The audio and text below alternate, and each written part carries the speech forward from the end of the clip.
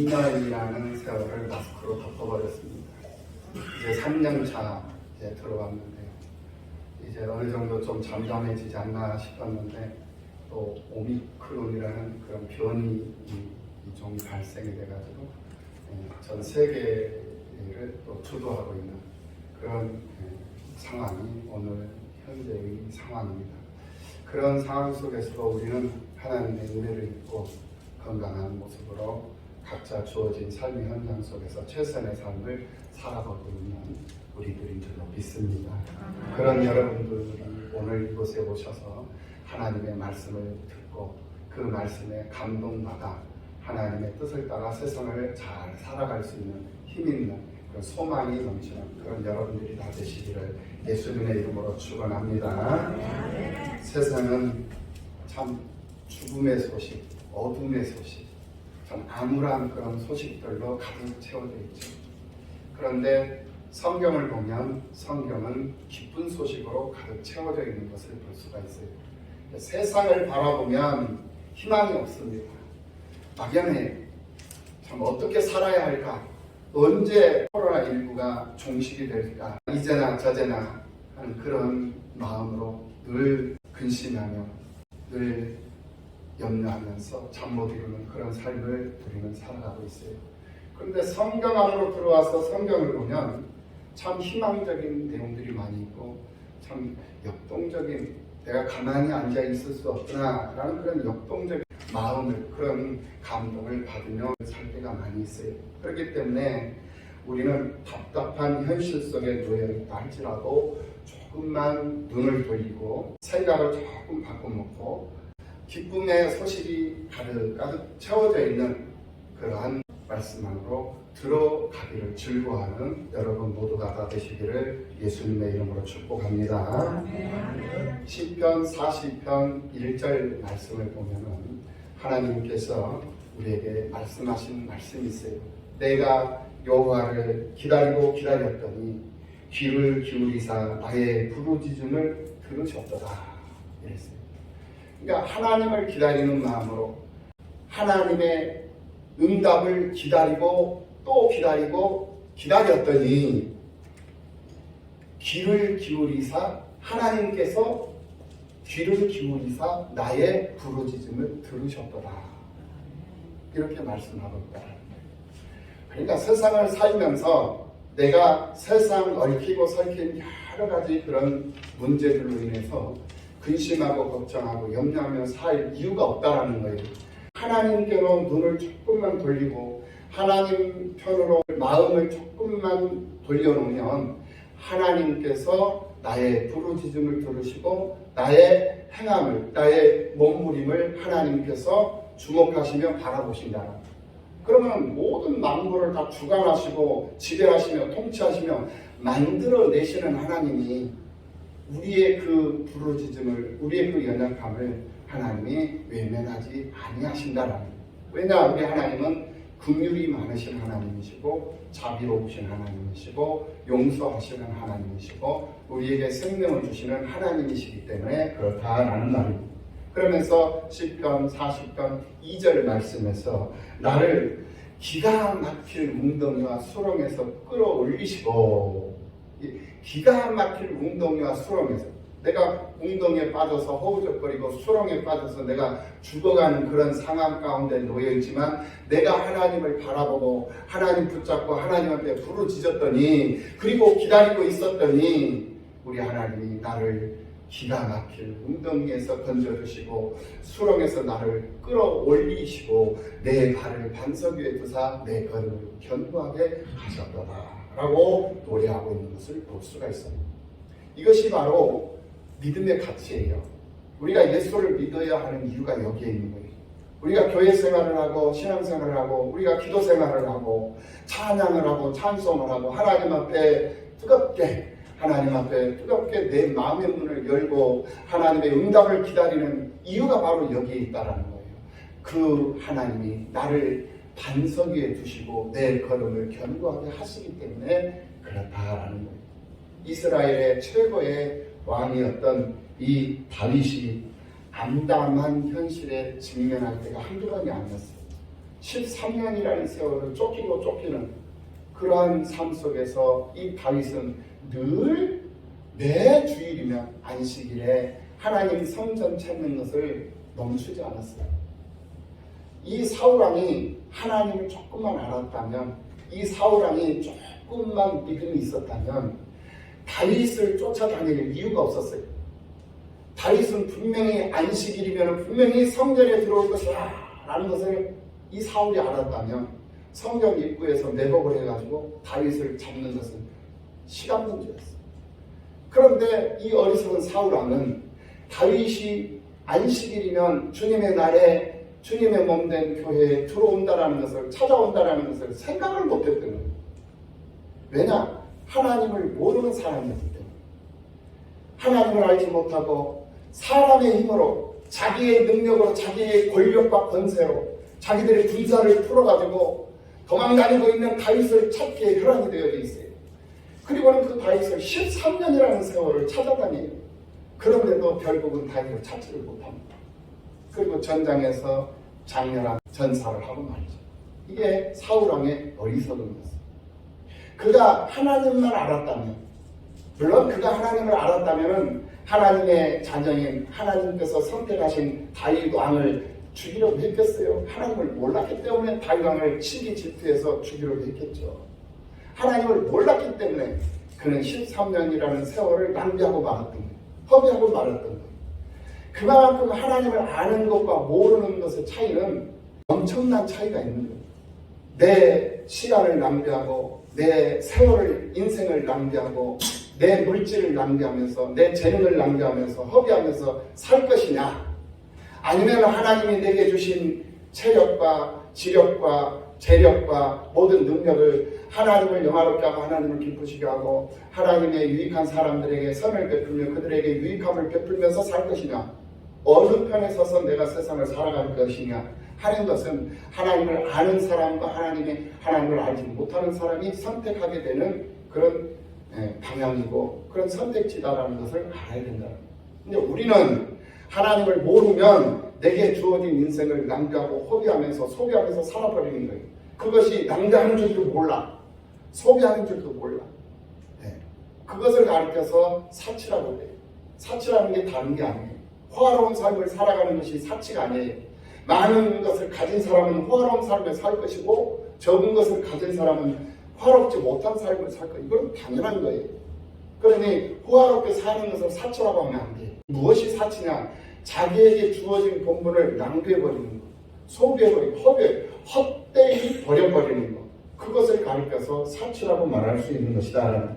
그래서 이 다윗 왕은 사울왕의 그에게 쫓김을 당하여도 늘 하나님 앞에 간절한 마음으로 하나님 성전에 들어와서 예배를 드리고 기도를 하는 일을 멈추지를 않았어요. 그러니까 매 주일이면 성전을 찾아왔다. 성전을 찾아와서 간이 저리도록 간절하게라는 말은 간이 저리도록 이라는 말이에요. 간이 저리도록 그렇게 기도를 했다. 하나님 앞에 기도를 하고 찬송을 해도 마음을 다하고 뜻을 다하고 힘을 다해서 찬송을 하고 기도를 해도 마음을 다하고 뜻을 다하고 힘을 다해서 목숨을 다해서 기도하고 예배를 드리고 하나님의 말씀을 경청하고 하나님의 말씀을 듣고 그 말씀이 정말로 그러한가 하고 하나님의 말씀을 또 보면서 확인해보고 그러면서 그 말씀이 확인이 되거들라 그 말씀이 확신이 되고 그 말씀이 맞거들라 내 삶 속에 그 말씀을 적응하기 위해서 기도하고 적응하기 위해서 노력하면서 세상을 살아가면 그 사람의 삶은 기름진 삶이 될 수밖에 없고 건강한 삶이 될 수밖에 없고 힘있는 삶, 담대하고 용감하고 용기 있는 성공적인 삶이 될 수밖에 없다는 것을 분명히 우리는 알아야 되겠다라는 성경을 통해서 우리는 많은 위인들이 그런 삶을 살았던 것을 우리는 분명히 알 수가 있습니다. 우리도 다윗처럼 현실과 상황이 어려우면 어려울수록 하나님을 더 가까이 하는 그런 믿음의 사람들이 되어야 할 줄로 믿습니다. 그리할 때에 다윗이 왕으로서 이스라엘 최고의 왕이 되었잖아요. 하나님은 그런 축복을 주시는 거예요. 그래서 교회 한 번, 두 번 나온다고 해서 복이 임하는 것도 물론 그렇게 임하는 경우도 있습니다만은 내가 교회 한두 번 와가지고는 내가 하나님의 은혜를 다 체험할 수 없다. 그렇기 때문에 꾸준하게 성실하게 내가 교회 생활도 잘하고 말씀 듣고 찬송하고 기도하고 또 선한 일에 참여하고 쓰임 받으면서 그것이 내게 기쁨이 되고 내게 행복이 되고 내게 즐거움이 되면서 한 달, 두 달, 1년, 2년 그렇게 살다 보면 나도 모르는 사이에 충만한 은혜가 충만하고 또 재물이 충만하고 또 감사가 충만한 그런 삶을 살고 있더라라는 것이 발견됩니다. 네. 그것이 바로 하나님이 내게 베풀어 주시는 은혜다라는 것을 기억하시고 믿음으로 세상을 사는 여러분들이 다 되시기를 예수님의 이름으로 축복합니다. 요한복음 15장 10절 말씀을 보면은 내가 아버지의 계명을 지켜 그의 사랑 안에 거하는 것 같이 너희도 내 계명을 지키면 내 사랑 안에 거하리라 라고 말씀을 하고 있는 것을 볼 수가 있어요. 그러니까 우리가 하나님의 사랑 안에 거하기를 원한다면 하나님의 사랑에 거하기를 원한다면 하나님의 계명을 지키면 돼요. 그 계명은 바로 하나님의 말씀이에요. 그런데 그 계명이 어렵지가 않아요. 가장 쉬운 거예요. 위로는 하나님 사랑, 아래로는 이웃 사랑이거든요. 그러니까 하나님 사랑하고 이웃을 사랑하면 하나님의 계명을 다 지키는 거예요. 그래서 사랑보다 더 큰 건 없어요. 그래서 여러분들 서로 인사할 때도 사랑합니다 라고 인사를 하셨잖아요. 이것이 바로 하나님의 말씀을 지키는 거예요. 그러니까 하나님의 말씀을 지키면 너희들이 내 사랑 안에 거하는 것이다 라고 말씀을 해주고 있는 말씀이다. 그러면서 예수님께서 이 말씀을 왜 하셨는지 제자들에게 이 말씀을 하신 이유를 설명을 해줘요. 그것이 바로 11절의 말씀이에요. 내가 이것을 너희에게 이름은 내 기쁨이 너희 안에 있어 너희 기쁨을 충만하게 하려 함이라. 너희가 내 사랑 안에 거하기를 원한다. 왜 그러는 줄 아느냐? 내 사랑 안에 너희가 거하면 내게 있는 기쁨이 너희들에게도 넘쳐나야 하겠기에 너희가 내 안에 거해야 한다라는 말씀을 해주고 있다라는 것입니다. 예수님 안에 있으면 우리는 언제나 기쁨이 넘치는 그런 삶을 살 수 있다라는 소망의 메시지를 우리들에게 지금 주고 있는 말씀입니다. 이것을 믿는 여러분들이 되시기를 예수님의 이름으로 축복합니다. 성경에는 예수 그리스도를 묘사한 그런 다양한 표현들이 수록되어 있는 것을 볼 수가 있습니다. 그래서 예수를 가리켜서 길이요 진리요 생명이니 라고 말씀하시기도 하시고 예수를 가리켜서 나는 부활이요 생명이니 라고 말씀하시기도 하고 나는 생명의 떡이다, 나는 양의 문이다, 나는 선한 목자다, 이렇게 예수님을 표현을 해주고 있는 그런 성경의 말씀들을 우리가 볼 수 있다라는. 그리고 요한복음 1장 4절에서 그 안에 생명이 있었으니 이 생명은 사람들의 빛이라 라고 말씀을 하고 있는 것을 또한 볼 수가 있어요. 그러니까 예수님은 생명이시다. 생명 되신 예수님은 절망과 고통 그리고 어두움 가운데 방황하는 갈 바를 알지 못하고 불안정한 그런 삶을 살아가는 그런 인생들에게 생명의 빛으로 길로 오셨다. 방향을 잡아주는 방향타로 오셨다라고 분명히 우리에게 말씀을 해주고 있다라는 거예요. 우리는 만물의 영장으로 태어난 사람들이 하나님의 형상을 따라 하나님의 형상대로 이 세상에 태어난 사람들이거든요. 개나 소, 돼지처럼 세상 태어난 사람들이 아니에요. 짐승들처럼 세상 태어나지 않았고 짐승들처럼 세상을 살아가는 그런 사람들이 아니다라는 거예요. 그런데 많은 사람들에게 왜 태어났어? 라고 말하면 자기가 왜 태어났는지조차도 모르면서 살고 있는 사람들이 많이 있는 것을 볼 수가 있습니다. 누군가에게 당신이 살아가고 있는 목적이 무엇이야? 라고 물으면 그 목적마저도 제대로 대답을 하지 못하고 있는 사람들을 볼 수가 있어요. 그러면서 멋쩍은 듯이 그냥 웃고 넘어가 버리는 경우들이 많이 있는 것을 볼 수가 있어요. 그것은 왜 그런 모습들, 그런 현상들이 나타나느냐? 아는 것도 아니고 모르는 것도 아니기 때문에 애매한 상태로 자신들이 살아가고 있기 때문에 그런 우리가 왜 사는지도 모르지만은 우리가 죽으면 어디로 가는지도 몰라요.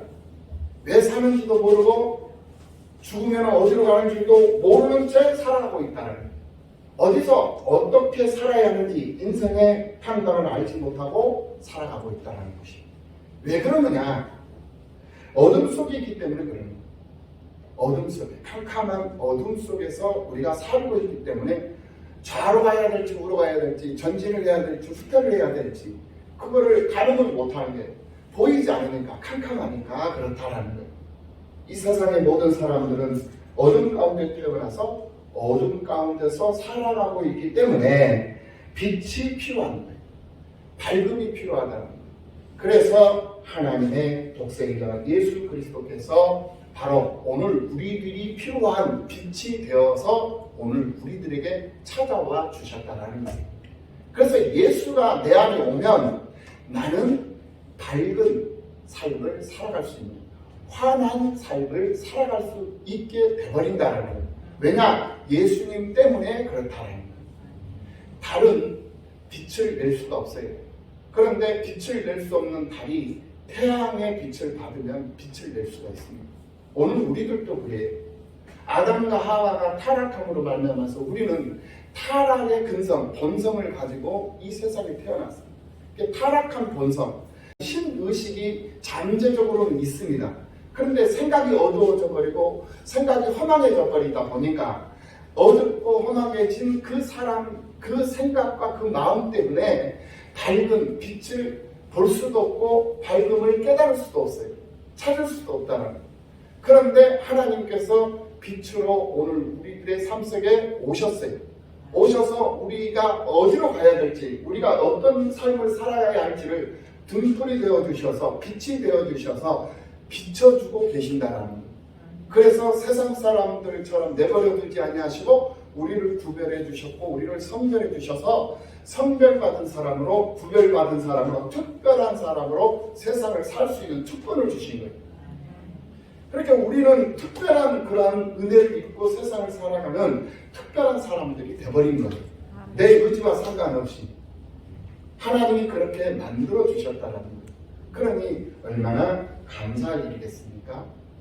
어디로 가야 될지 방향도 모르고 향방 없는 길을 가고 그런 정체성이 불분명한 그런 삶을 살아갈 수밖에 없는 우리들이었지만은 주님이 우리 가운데 오셔서 나를 알게 해주시고 나를 생각하게 하시고 나의 눈을 뜨게 해주시고 나의 마음을 열어주심을 해서 내가 특별한 은혜를 입고 세상을 살아가는 특별한 사람이 되었다라는 것, 이 사실은 하나님 앞에 감사하며 살아갈 수 있는 그런 우리 삶의 조건이 되는 거예요. 예수님이 이 땅에 오셨을 때뿐만 아니라 지금도 사람들은 그런 빛으로 오신 예수님을 영접하지 않고 오히려 그 예수님을 외면하는 그런 사람들이 많이 있는 것을 보게 됩니다. 그래서 성경 요한복음 1장 10절 이하의 말씀을 보면 그가 세상에 계셨으며 세상은 그로 말미암아 지은 바 되었으되 세상이 그를 알지 못하였고 자기 땅에 오매 자기 백성이 영접하지 아니하였으니 영접하는 자 곧 그 이름을 믿는 자들에게는 하나님의 자녀가 되는 권세를 주셨으니 이는 혈통으로나 육정으로나 사람의 뜻으로 나지 아니하고 오직 하나님께로부터 난 자들이니라. 이렇게 말씀을 하고 있는 것을 볼 수가 있어요. 오늘 여러분들은 하나님의 자녀들이시지요? 아멘. 하나님의 자녀들 맞지요? 아멘. 그렇다면 여러분들은 예수님을 바라볼 수 있어야 됩니다. 예수님 붙잡고 세상 살아야 돼요. 아이들은 부모 손을 잡고 길을 가는 것을 좋아해요. 부모님과 함께 다니는 것을 좋아해요. 그게 아이들의 모습이거든요. 오늘 우리들은 하나님 앞에 자녀들이에요. 자녀들이기 때문에 하나님 손잡고 가고 하나님과 함께 다니고 하나님과 함께 있어야 하는 존재들이에요. 그리하면 우리는 평화를 누리고 우리는 안전한 삶을 살아가고 안정된 삶을 살아가게 됩니다. 나는 부족해도 나는 약해도 우리 하나님이 부유하시고 우리 하나님이 강하시기 때문에 하나님 손잡고 있고 하나님과 함께 있으면 나는 두려울 것이 없다라는, 나는 부족할 것이 없다라는 거예요. 이것이 우리 하나님과 함께 해야 하는 이유인 거예요.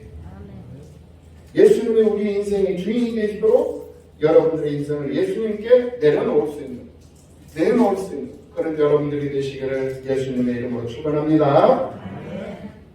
오늘 보면 누가복음 20장 1절 말씀으로 들어갑니다. 하루는 예수님께서 성전에서 백성들을 가르치며 복음을 전하실세 대제사장들과 서기관들이 장로들과 함께 가까이 와서 이렇게 말씀을 하고 있는 것을 볼 수가 있어요. 2절로 들어가요. 말하여 이르되 당신이 무슨 권위로 이런 일을 하는지 이 권위를 준 이가 누구인지 우리에게 말하라 라고 대제사장들과 서기관들과 장로들이 예수님께 이렇게 지금 대항을 하고 있는 것을 볼 수가 있습니다. 이렇게 예수님께서 백성들에게 복음을 전하고 있는데 엉뚱한 질문으로 예수님의 그 사역에 태클을 걸면서 시비를 걸고 있는 사람들이 오늘 본문에 나오는 것을 볼 수가 있어요. 이 모습이 오늘 우리들의 모습일 수도 있다는 것을 여러분들은 아셔야 돼요. 서기관들이 바리새인들이 어떤 사람들입니까? 바로 가식적인 사람들이거든요. 예수를 믿고 교회 생활을 하는데 진심으로 마음을 다하지 않냐고 가식적으로 교회 생활을 하고 가식적으로 예수를 믿으며 세상을 살아가는 그런 사람들을 가리키는 거예요. 그런 사람들이 하나님의 사역, 하나님의 일을 하는데 그 일을 태클을 걸고 있어요. 시비를 걸고 있다는 거예요. 뭐라고 시비를 거느냐? 본질에서 벗어난 비본질적인 그런 내용 가지고 시비를 걸고 있는 것을 볼 수가 있어요. 비본질적인 그런 내용이 뭐냐? 바로 2절 말씀. 당신이 무슨 권위로 이런 일을 하는지 이 권위를 누가 준 이가 누구인지 우리에게 말하라. 이렇게 말해요. 이건 본질에서 벗어난 질문이거든요. 예. 그러니까 본질이 무엇이고 비본질이 무엇인가를 분명하게 알아야 된다. 여러분들이 교회 생활을 하고 신앙 생활을 하는데 교회 생활하는 목적이 무엇이고 신앙 생활하는 이유, 본질이 무엇인가를 분명히 알아야 거예요. 그것을 벗어나버리고 비본질적인 것에다가 자꾸 에너지를 소비하면서 사는 사람들이 많아요. 시간을 낭비해버리고 그렇게 사는 사람들이 많다라는. 우리는 그렇게 세상을 살아서는 안 돼요. 오늘 이 바리새인들이나 서기관들, 장로들이 그렇게 지금 살고 있다는 거예요. 여러분, 복음이라는 것이 뭔지 아십니까? 복음이라는 것은 바로 복스러운 소식이에요. 말 그대로 복스러운 소식. 영어로 하면 good news, 좋은 소식이라는 거예요. 좋은 소식. 이것이 바로 복음이라는 것이에요. 그러면 무엇이 좋은 소식이냐? 좋은 소식이 무엇이냐? 바로 성경이 섭리한 대로, 노래한 대로, 예언한 대로 메시아, 우리의 구속주, 우리의 죄를 대속하시고 우리를 구원하시기 위해서 구세주가 우리에게 오셨다라는 것이 복음이 좋은 소식이고 기쁜 소식이다라는 말입니다. 메시아라는 것은, 구세주라는 것은 우리를 죄와 사망에서 건져주신 사람, 건져주시는 분이다라는 말씀이에요. 죄와 사망에서 우리를 건져주시고, 가난에서 우리를 건져주시고, 질병에서 우리를 건져주시고, 어둠 속에서 우리를 건져주시고, 지옥 같은 그런 삶 속에서 우리를 건져주시고, 불안과 걱정, 근심, 염려 속에서 우리를 건져주신 그 하나님, 그분이 바로 예수 그리스도다라는 것을 우리에게 증거해주고 있는 말씀이다라는, 그것이 바로 구세주예요. 그러니까 구세주가 우리에게 왔다, 구세주가 너에게 오셨다, 나에게 오셨다, 이것이 바로 기쁜 소식이고 이것이 바로 복음이다라는 거예요. 그렇기 때문에 백성들이 와서 예수님의 말씀을 들었던 거예요.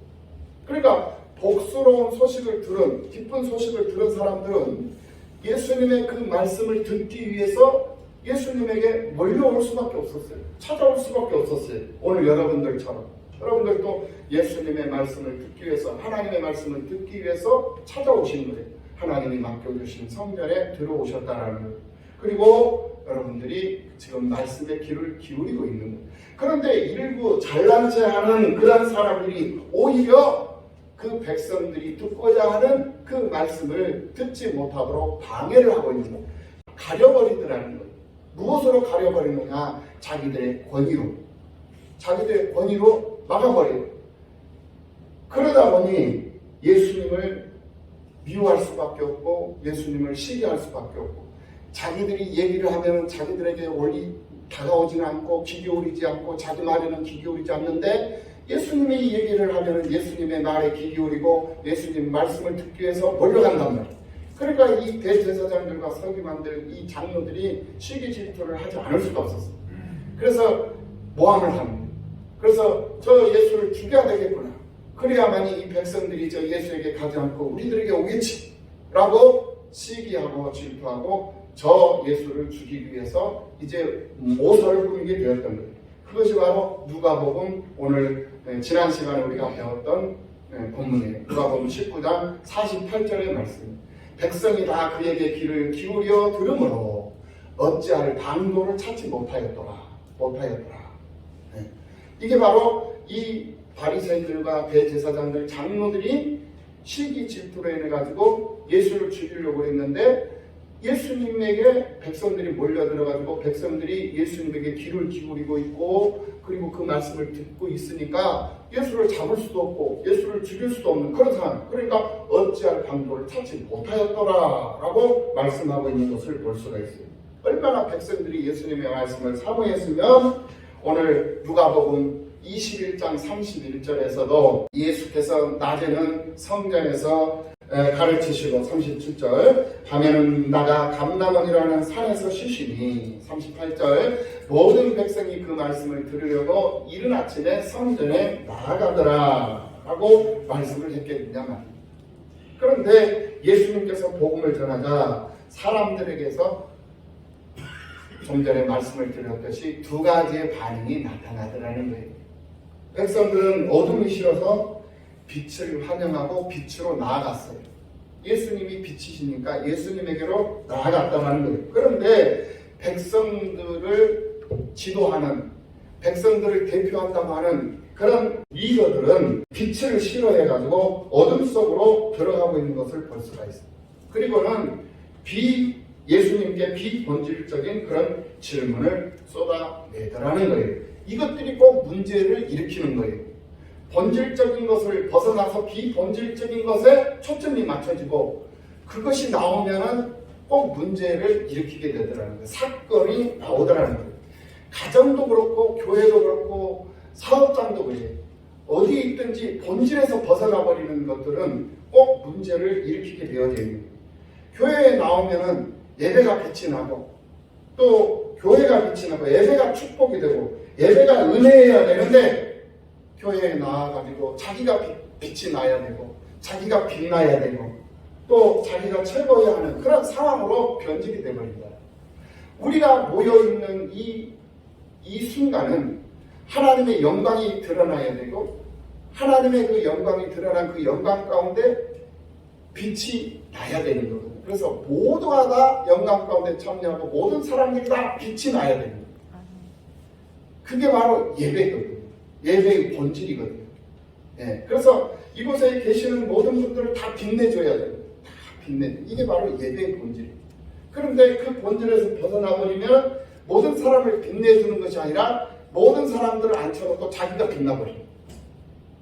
자기가 빛내려고 하고 자기를 빛내려고 하고 자기를 뽐내려고 해버려요. 그것이 바로 본질에서 벗어난 그러한 비본질적인 것에 초점이 맞춰져 버립니다. 그래서 그것으로 인해서 교회가 분란이 일어나고 교회가 문제가 생기고 사람들이 상처를 입고 상처를 받고 그러면서 다툼이 오고 시기 질투가 오고 분쟁이 오고 당을 짓게 되고 이런 상황이 발생이 되어버린다. 그렇기 때문에 오늘 이 본문에 나오는 대제사장들과 이 서기관들 바리새인들과 같은 그런 비본질적인 것에다가 초점이 맞춰지면 안 된다. 우리는 본질에 충실하고 본질에다가 우리의 초점이 맞춰지는 그런 삶을 살아야 된다라는 거예요. 하나님의 뜻이 무엇이냐, 하나님의 기쁨이 무엇이냐, 이것을 우리는 놓치면 안 된다. 그 다음에 두 번째로 본질적인 것에 집중하고 사는 사람들이 있더라는 거예요. 그러면 우리는 본질적인 것에다가 집중하고 세상을 살아야 됩니다. 예수님은 대제사장과 서기관들의 이 비본질적인 질문에 본질적인 그런 질문으로 응수를 하고 있는 것을 볼 수가 있어요. 누가복음 오늘 본문 20장 4절의 말씀에 요한의 세례가 하늘로부터냐 사람으로부터냐라고 본질적인 질문으로 응수를 하고 있는 것을 볼 수가 있다. 아내는 남편이 먼저 달라져야 한다, 이렇게 얘기를 하고, 남편은 아내가 먼저 달라져야 한다, 이렇게 얘기해요. 서로 먼저 달라지기를 바래. 이것이 바로 본질을 벗어난 비본질적인 문제요, 비본질적인 에너지 소비라는 거예요. 네. 닭이 먼저냐 계란이 먼저냐, 이 질문을 가지고 닭이 먼저다 계란이 먼저다 라고 하면서 아웅다웅 다투면서 시간을 낭비해버리는, 아무 의미가 없는 거거든요. 네. 교회 생활에서도 마찬가지예요. 네가 봉사하냐 내가 봉사하냐, 네가 먼저 하냐 내가 먼저 하냐, 아무 의미가 없는 거예요. 먼저 오고 나중 오고 이게 무슨 필요가 있겠습니까?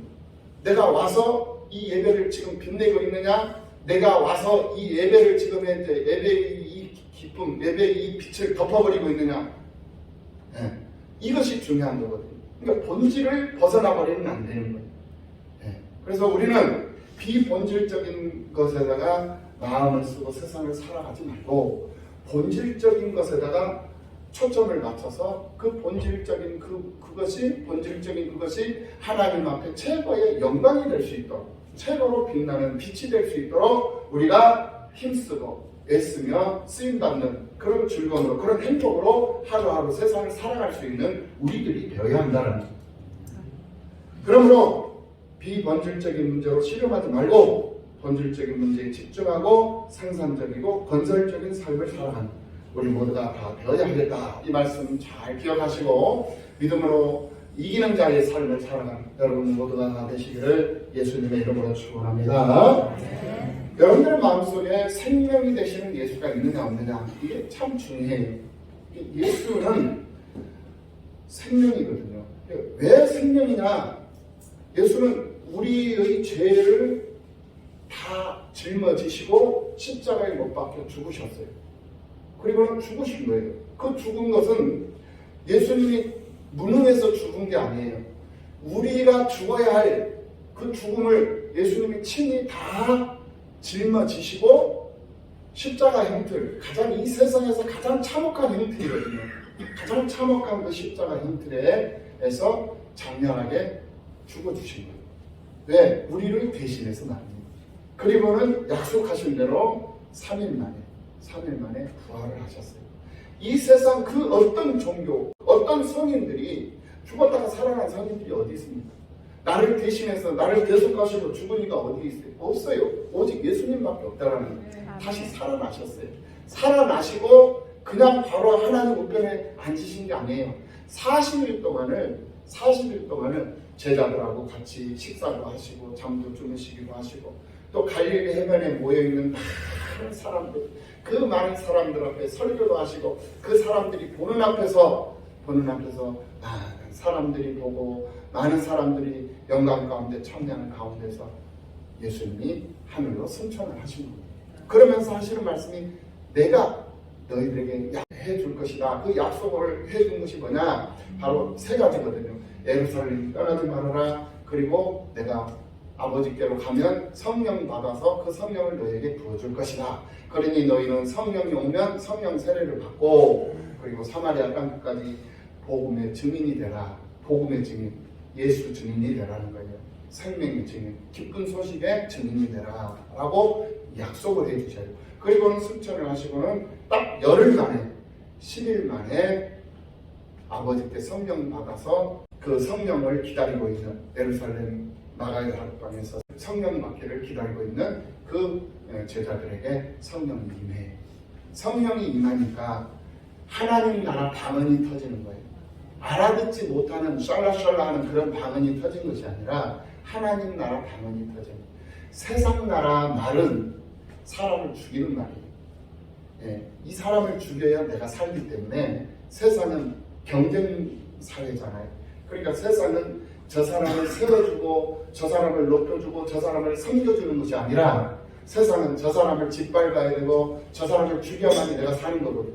그런데 이 하나님 나라는 죽이는 것이 아니라 살리는 나라예요. 그래서 하나님 나라 방언은 긍정적인 말을 하고 또 살리는 말을 하고 세워주는 말을 하고 격려해주고 위로해주고 칭찬해주고 이게 하나님 나라 방언이거든요.